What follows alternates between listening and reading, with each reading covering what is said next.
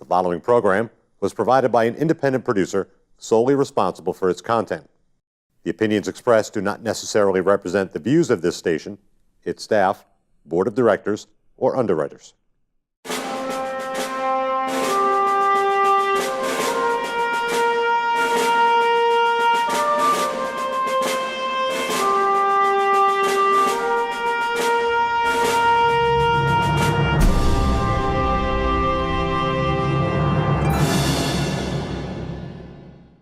Hello and welcome to Perspectives. My name is David Schoeneman. I'm your host on this program.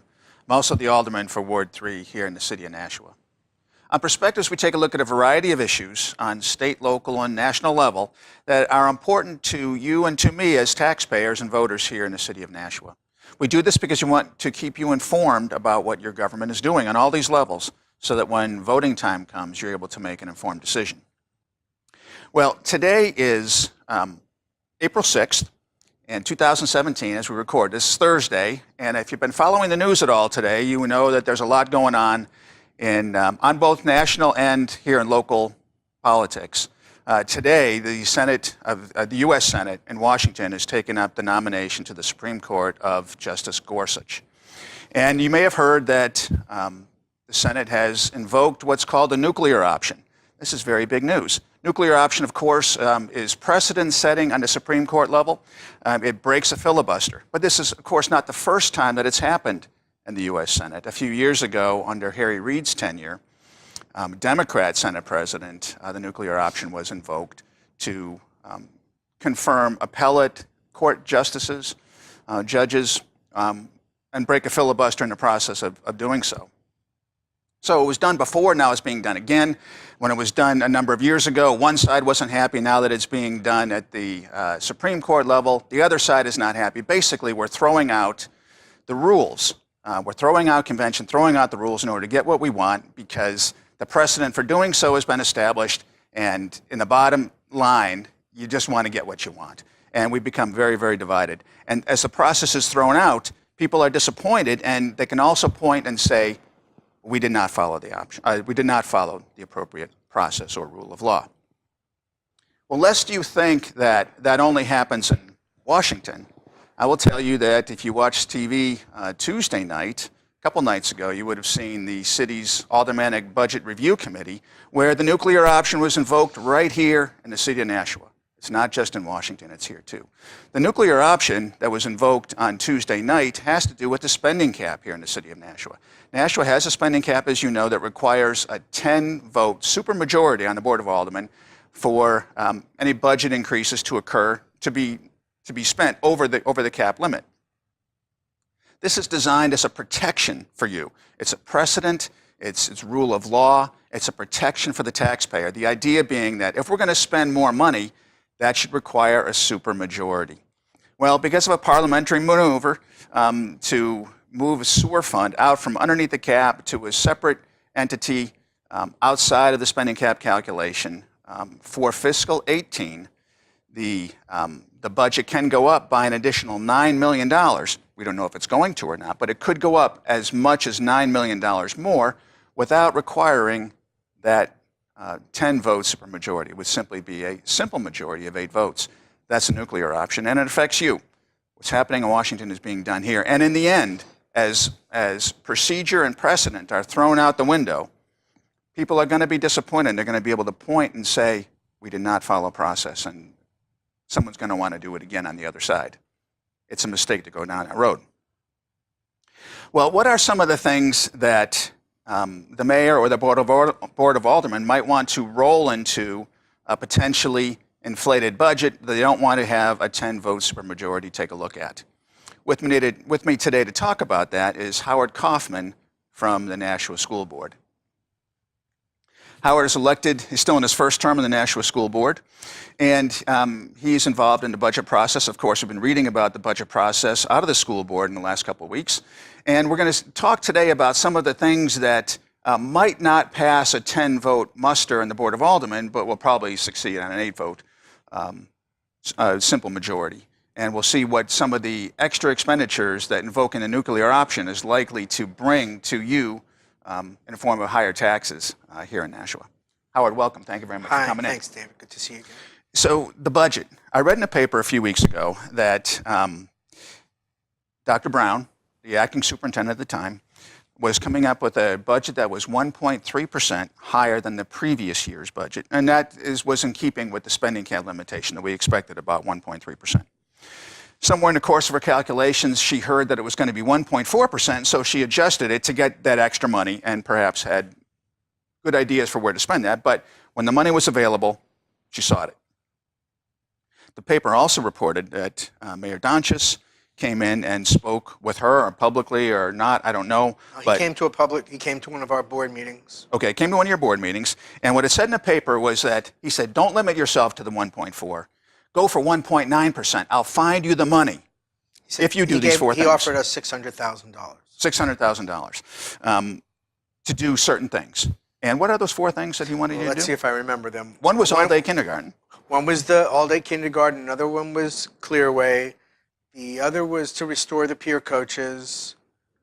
And custodians. And then the custodians. I don't know if he said 9 custodians or 4 custodians, but he attached he attached dollar values to each. Okay. And if I recall correctly, it was $150,000 for the custodians. And when we look at that, that's like 4 or 4.5 jobs. Okay. Of the 9 that were proposed to be reduced in the Let's budget. touch on the custodian thing just for 1 second, because I think it's a good example for the folks at home. The school board, about a year and a half ago, school board and school department collectively decided to put out to bid a custodian contract. I believe the expectation was probably that there could be some savings there. Right. Understand that You were not on the board I at the wasn't time. on the board Okay. at that time. You were not on the board at This the is what time. I call the inheritance tax. This is what I inherit for now. This is being what on you the board. inherited. But there was an expectation, I believe, that some And savings they were could looking be at found. $1 million, I would say a minimum of about $1 million or more to make it viable.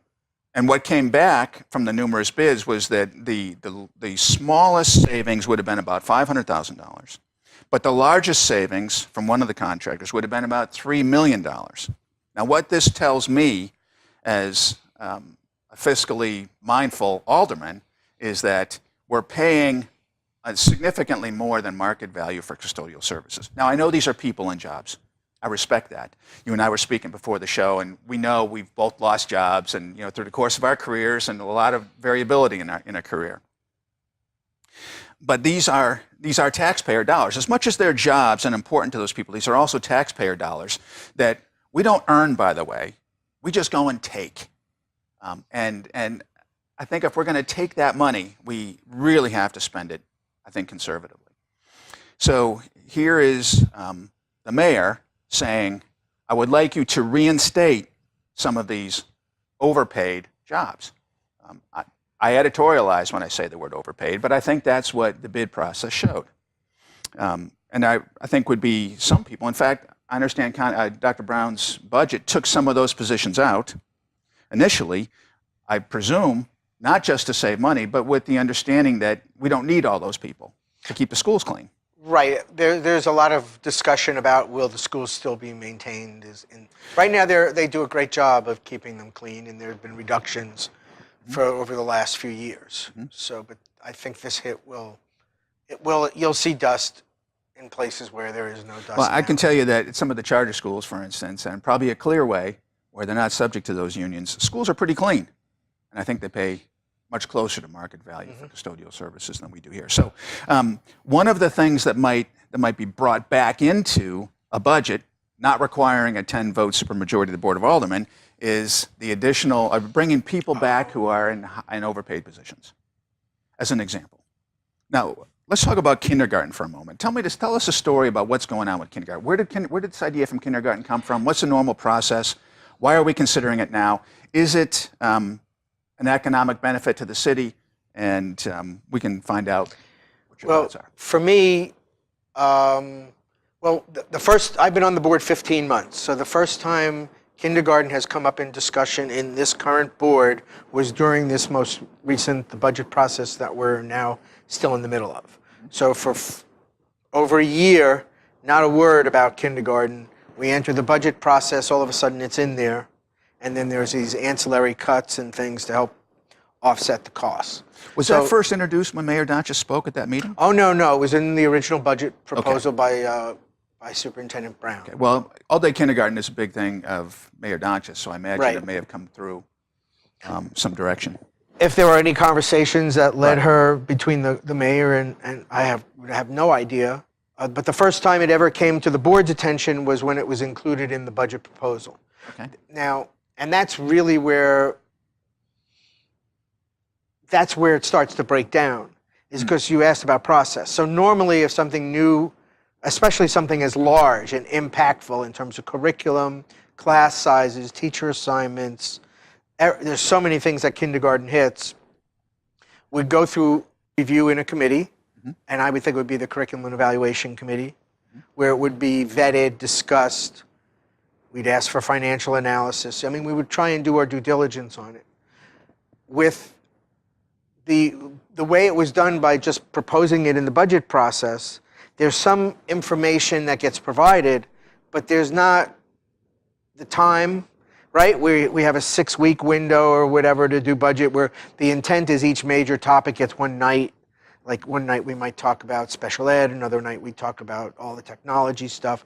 We might talk about curriculum changes or things like that. We want to, the textbooks, which books we're going to buy and how much. But kindergarten is way bigger than that because it impacts union negotiations, class sizes. So it never went through the committee process. So it was never discussed. Now, understanding that I'm new to the committee, new to the board, I believe there's lots of interest on the part of the prior members of the board to kindergarten.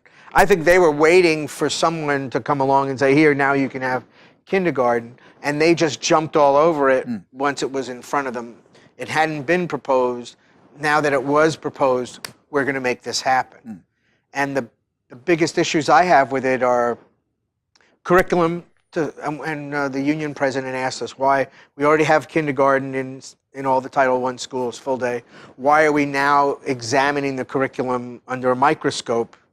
I get accused of micromanaging. I'm sorry, I ask good questions. Hey, and you should. That's my job. It's your job. And I look at what I do. I'm trying to ask the questions that people at home would ask. Sure, and my constituents will ask me too, why are we approving this? Well, we're going to be able to approve it because of the nuclear option that was invoked, for the Board of Aldermen. I hadn't heard about that piece. Yes. But back to kindergarten, so there's real issues concerning how much play and how much literally education should these young children have. And the people who say, kindergarten is the best sliced bread there is, for every research study you find that kindergarten is beneficial, you're going to find one where it says it's not as effective. Exactly. Those and they really take each other out. And the research that was presented to us as part of the budget process was from like 2006. It was old research, nothing that was done more recently, and nothing certainly that was done with the curriculum that we found, with the whole Common Core standard underlying it. So there's nothing current that deals with Common Core and how that relates to improved kindergarten and reading scores. The reason we're given to implement kindergarten is, it's going to help us improve our reading and math scores in 3rd grade, which is probably one of the few things the board has actually agreed upon. My premise to that is, no, I want everybody in all the grades to be current and to be able to read and write according to the level. That's me. We'll do it for 3rd grade. And I have a problem. Well, what about the other 8 grades, 9 grades that are in the pipeline? You're putting all your attention at the front end. Quite frankly, I'm more concerned about the kids that are already in school that I have a commitment to. You don't have to have kindergarten in the state of New Hampshire. Okay, so they're putting all this emphasis on a program not required by law. That's one thing, the curriculum. The way they achieve the staffing is to increase class sizes in grades 1 through 5 in 10 of the 12 elementary schools. So, they were going to be increased from 5 to 8 students each. And I know just from discussions on the board, class size is the holy grail. We want to have the lowest class sizes, with the idea being the fewer kids, the better connection with the teachers, the more instruction they can get. I mean, they learn better. That's the theory. But what this does is it preserves 10 teacher jobs. Which maybe is the real goal. I wouldn't dispute that. With shrinking enrollment, we saw a statistic that was written in a letter to the editor in the Telegraph this week, and I believe the date was Sunday, April 2nd, written by a gentleman who lives in Milford. He said that in the last, since the 1999-2000 school year, elementary school attendance in Nashua is down about 1,200 students. 1,200 is a big loss, a continual loss. So as the student body shrinks, you would think that education would shrink too, but of course that hasn't happened. Budgets get bigger and bigger and bigger and bigger. So there's pressure to perhaps close a school, to do something to realize what's going on here. Dr. Brown is a very smart lady, and I think what she saw was, if I can bring in enrollments into the district, I can retain positions. So this is to increase student size in the face of dwindling enrollment. Yeah, well, essentially, she enrollment. brought a whole bunch of kids in that weren't in the school system. Right. My concern about that, and I tried with a motion to put a safety check in place, is the administration is forecasting a certain number of kids. My concern is human nature. If you offer something for free, right, you'll have more demand than you may. The potential for greater demand than what you're prepared for is certainly a possibility. And for many parents who can afford on their own a full-day kindergarten, it's anywhere from $6,000 to $10,000 a year, as we've heard through lots of emails that we've gotten. So if a parent, family, single mom, whatever, $6,000 is a lot of money to everybody. right. I mean, it's not chump change. To taxpayers too. And to taxpayers, because that's, like you say, it's taken from us. It's not a voluntary. No, it's taken It's from taken. us. So I believe personally, sorry, don't miss the microphone. I believe personally that we could have a real demand that far exceeds our ability to supply it or really pushes it to its limit. And I was defeated at the board to try and put a safeguard. I said if we reach the maximum number of students, which we were told would be about 840 in kindergarten, up from around 720 or so, I forget exactly what the numbers are. And we would never see 800 is what we were told. They can accommodate that amount of people. But I tried to, if you get to that capacity number, that instead of offering full-day kindergarten to everybody, you at least offer half-day to everybody so that no one's denied access. Let me ask you a And question. that was defeated. Because it's about preserving jobs and they don't want to go back. Well, 10 and a half teachers, you say 10 teachers, for budgetary purposes, we use about $60,000 per teacher.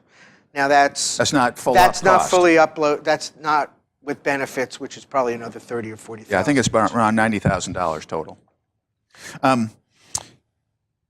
Is the school board in agreement that there's no penalty to be paid by increasing class sizes as they're proposing in those classes? Before this budgetary cycle, I thought there were some people on the board that, no, you cannot. I mean, emphatic, we cannot mess with class size. It's a But in holy this grail. case, they're messing with class sizes in order to preserve those jobs. So By offering the kindergarten. I think that it's They've opened clear up Pandora's box. the focus is more on keeping jobs than it is on class size.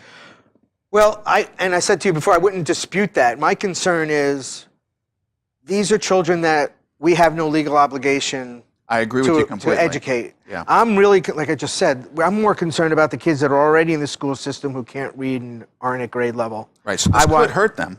Oh, well, the grades 1 through 5 will increase 5 to 8 students in 10 schools. So those class sizes are going up.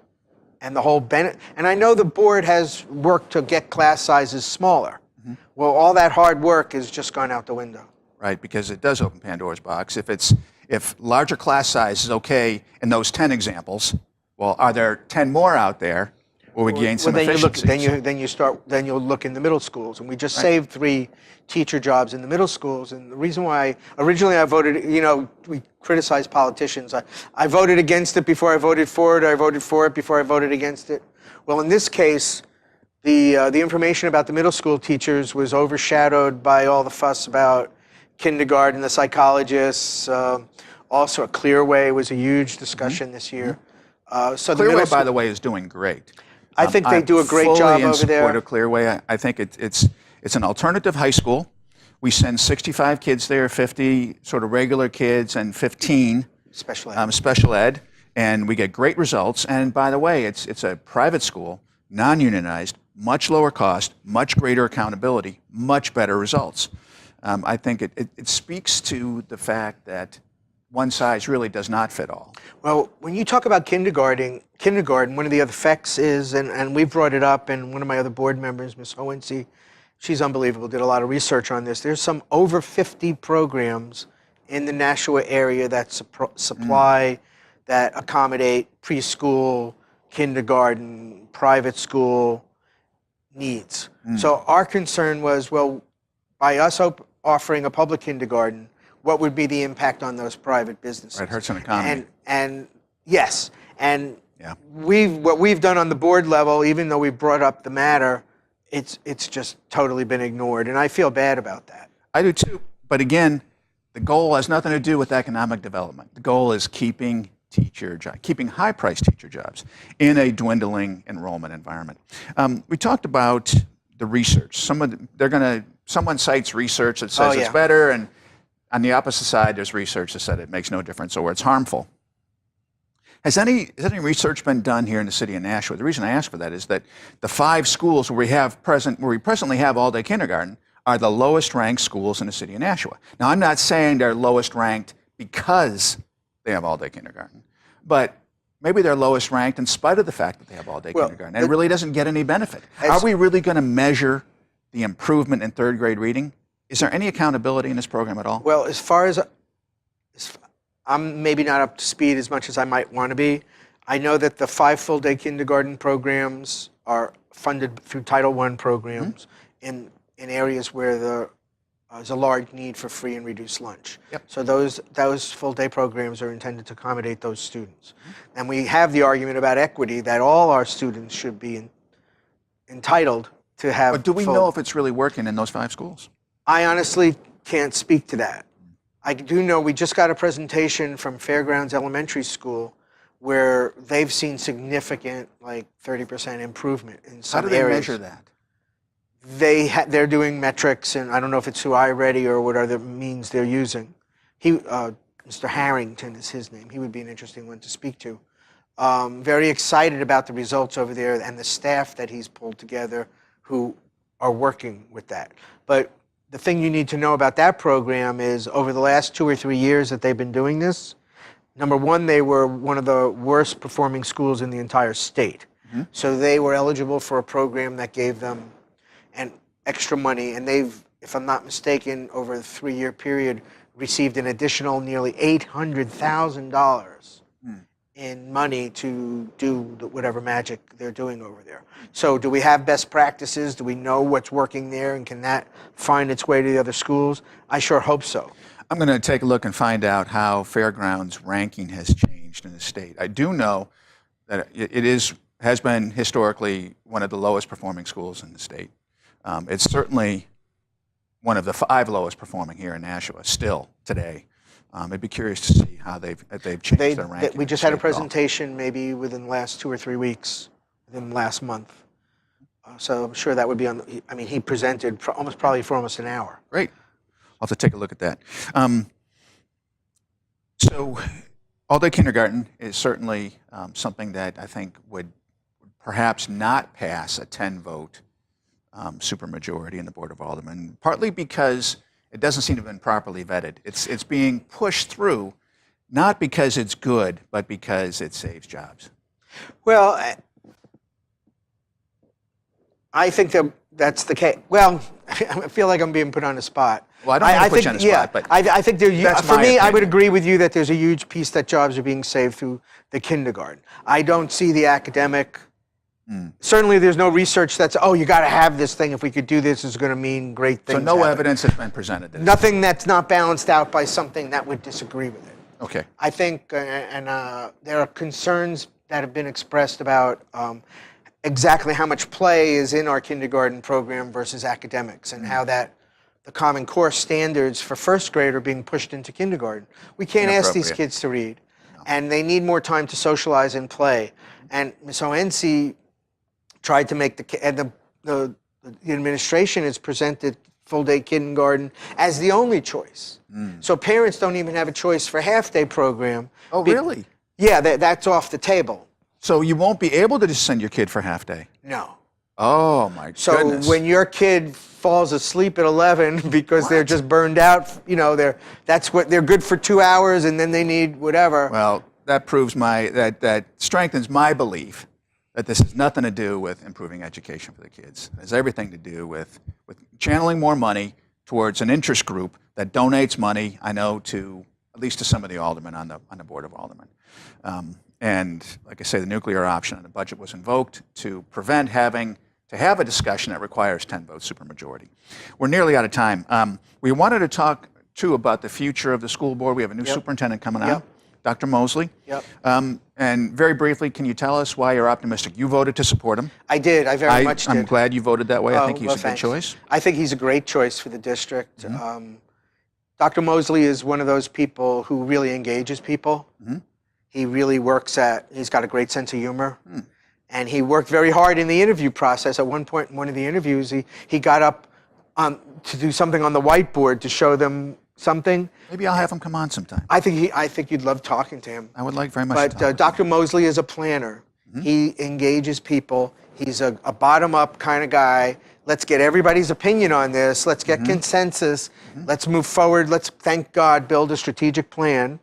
Use what we do in the plan to create goals, and let's fund the district based upon the goals that are achievable and measurable and Will will those produce goals be impact. based on education or on jobs? That's going to be, Jobs preservation.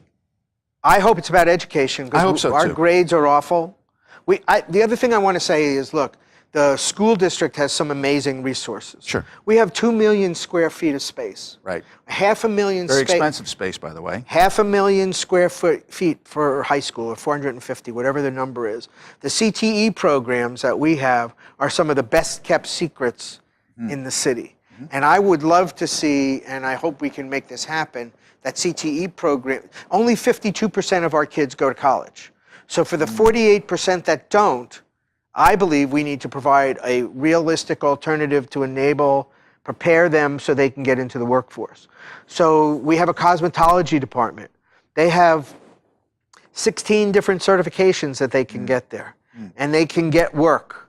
I was just at the graphics department, which is right next door. They're looking forward to implementing, going to figure out how to do it, certifications for the students in 3 Adobe Great. areas, for 3 Adobe products. If you can teach a kid Photoshop and one of these, Illustrator or whatever it is, and they leave high school with a certificate in one of those things, God, that's the kind of stuff we want. Yes. And I believe the planning, I'm certainly going to be talking a lot about it, and I think we have 4 or 5 votes on the board that are very interested in giving CTE some credibility and boost. But it's really a great kept secret. So if you have children who like to take things apart and put them back together again, we have CTE programs for that. We have a nursing program. They get certification in that nursing program that they can leave the high school and get work. And my goal would be each of the programs, electricians, we're very close to preparing them for tradesmen, what's the word, apprenticeships. Great. So, Well, I think there are some good things to look forward to. And Howard, we are out of time. Okay, It goes gotcha. very, very quickly. I know. But I want to thank you for coming You're in. welcome. I appreciate your insight on the budget and on kindergarten and on the future under new leadership. On Dr. Mosley is going to make a great impact on the district. Thank you very much. I want to thank you folks, too, for tuning in, listening to my conversation with Howard Coffman today from the National School Board. We've been talking about the budget process and going nuclear here in Nashua to spend more money. We're listening to some of the things that might not pass muster under a 10-vote system, but are probably going to be able to slide through. If you have any questions or comments, please reach out to me at perspectivesnh@gmail.com. Thank you very much. We'll see you next time.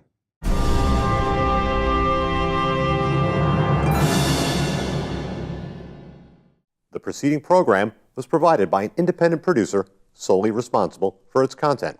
The opinions expressed do not necessarily represent the views of this station, its staff, board of directors, or underwriters.